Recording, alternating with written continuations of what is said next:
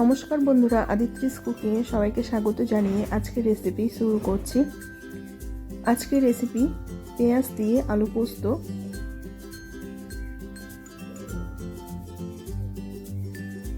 আলু পোস্ত বানানোর জন্য একটা কড়াই ভালো করে গরম করে নিব।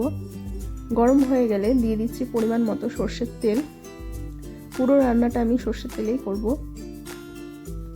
ফোড়নের জন্য দিয়ে দিচ্ছি 2 শুকনো লঙ্কা,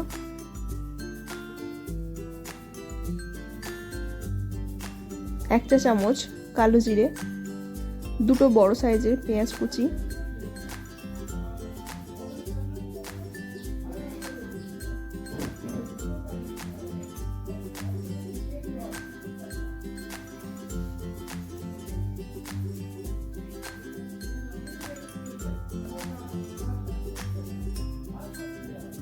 পেঁয়াজটা একটু নেড়েচেড়ে নেওয়ার পর দিয়ে দিচ্ছি কেটে রাখা আলুগুলোকে আমি এইরকম ছোট ছোট গোল গোল করে কেটে নিয়েছি।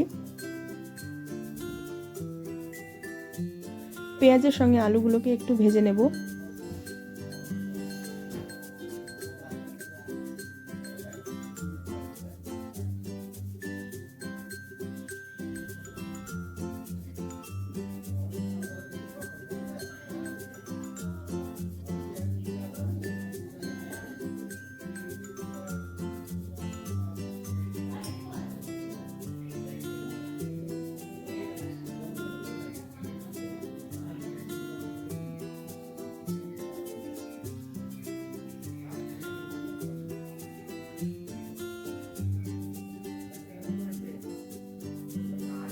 কিছুক্ষণ আলু ভেজে নেওয়ার পর দিয়ে দিলাম পরিমাণ মতো নুন, 1/2 চা চামচ হলুদ গুঁড়ো,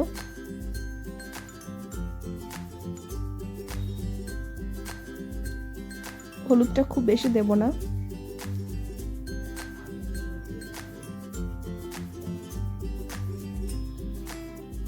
এইবারে দিয়ে দিচ্ছি পরিমাণ মতো গরম জল।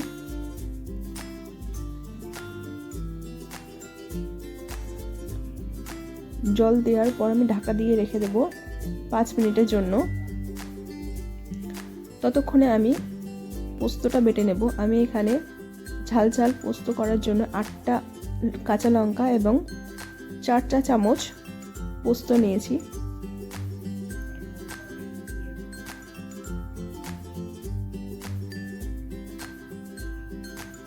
আলু সেদ্ধ হয়ে গেলে বেটে রাখা পোস্তগুলো দিয়ে দেব।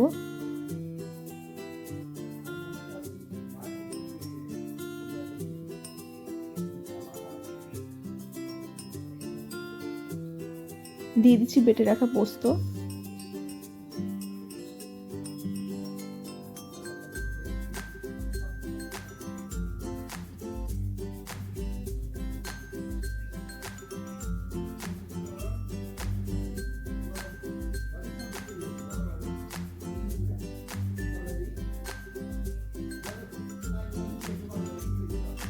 কিছুক্ষণ ফুটিয়ে নিয়ে নামিয়ে নেব।